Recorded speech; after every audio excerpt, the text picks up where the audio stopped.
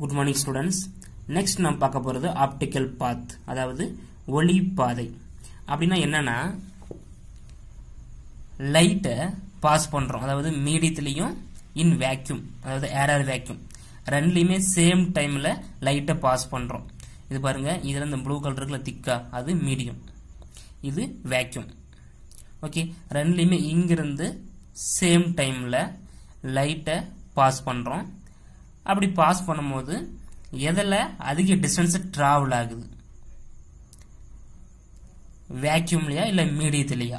நமக்கே தெரியும் இன் வேக்யூம்ல தான் லைட்டோட ஸ்பீடு அதிகமா இருக்குது. அதனால இது ரெண்டையும் கம்பேர் பண்ணும்போது பாருங்க, அதிக டிஸ்டன்ஸ் இதுல தான் டிஸ்டன்ஸ் கிரேட்டரா இருக்குது. ஓகேவா? ஏன்னா டென்சிட்டி இன் வேக்யூம்ல டென்சிட்டி கம்மியா இருக்கும், பட் மீடியத்துல பாத்தீங்கன்னா டென்சிட்டி அதிகமா இருக்கும், அதனால ஸ்பீடு கம்மியா இருக்கும். ஓகே, இப்போ இதோட டிஸ்டன்ஸ் d, இதோட டிஸ்டன்ஸ் d dash.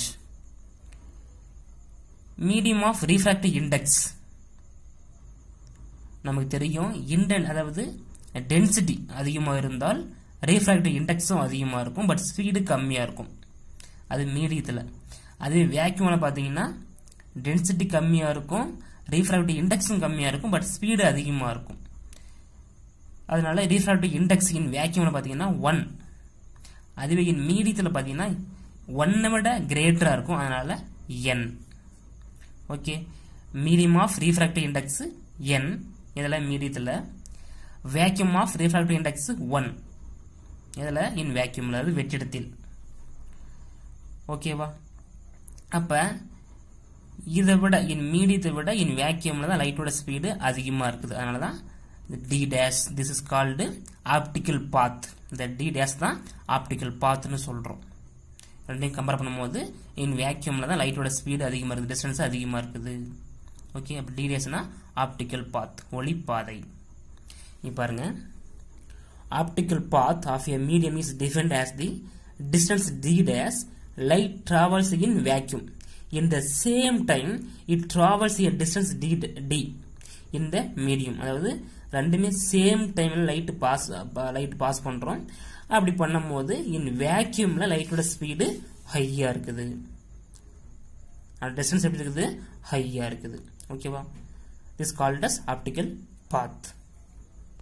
அதாவது ஊடகம் ஒன்றில் ஒளி டிஸ்டன்ஸ் தொலைவை கடக்க எவ்வளவு நேரத்தை எடுத்துக்கொள்கிறதோ அதே நேர இடைவெளியில் வெற்றிடத்தின் வழியே ஒளி கடந்து செல்லும் தொலைவு தான் ரேடியஸ். அதுதான் ஊடகத்தின் ஒளிப்பாதை என்று வரையறுக்கப்படுகிறது. அப்ப இன் மீடியத்துல லைட்டோட ஸ்பீடு, அதோட வெலாசிட்டி v னு சொல்லுவோம். Velocity equal to displacement by time. இப்ப ரெண்டுலயுமே டைம் சேமா இருக்குது, அப்ப time equal to d by v. அதாவது v இங்க கொண்டு வந்துட்டோம், t அங்க போயிடுச்சு. t equal to time equal to displacement by velocity. இது equation number 1. அதுவே in vacuum லைட்டோட ஸ்பீடு velocity c னு சொல்லுவோம். c equal to d dash by t. அதே மாதிரி t இங்க கொண்டு வந்துருவோம், c ரைட் சைடு கொண்டு வந்துருவோம். அப்ப கொண்டு வரும்போது t equal to d dash by c, equation number 2. இப்போ equation number 2 equal to equation number 1 ரெண்டு ஈக்குவேஷன் பண்ணோம்னா ஈக்குவல் பண்ணோம்னா என்ன கிடைக்கும்? equation number 2, d dash by c equal to d by v. நம்ம என்ன கண்டுபிடிக்கணும்? ஆப்டிகல் பாத் d dash. இப்ப d dash equal to the c right side போயிரும், அப்ப இன்ட் ஆயிரும். அப்ப c by v into d.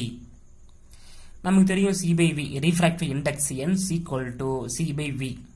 இப்ப c by v க்கு பதிலா n போட்டோம்னா என்ன கிடைக்கும்? Optical path d dash equal to nd. This is optical path. அதான் இங்க போட்டிருக்கேன், d dash equal to nd.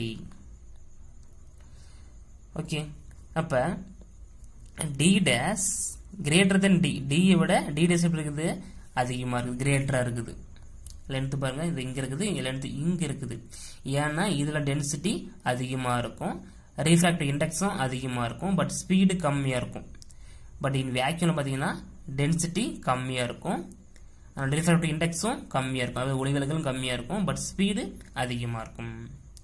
Okay, அப்ப ஒரு ஊடகத்திற்கு n எப்போதும் 1 விட அதிகமா இருக்கும். அதாவது இன் வேக்யூம்ல ரீஃப்ராக்டிவ் இண்டெக்ஸ் 1, பட் மீடியத்துல ரீஃப்ராக்டிவ் இண்டெக்ஸ் n. அப்ப n 1 விட அதிகமா தான் இருக்கும்.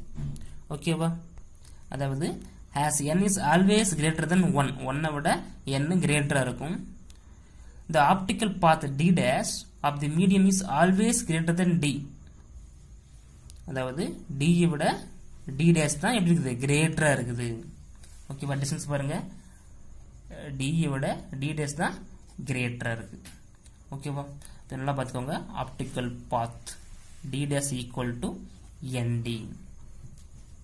இது 2 மார்க்ல கேட்பாங்க. Define optical path. நல்லா பார்த்துக்கோங்க. ஓகே, தேங்க்யூப்பா.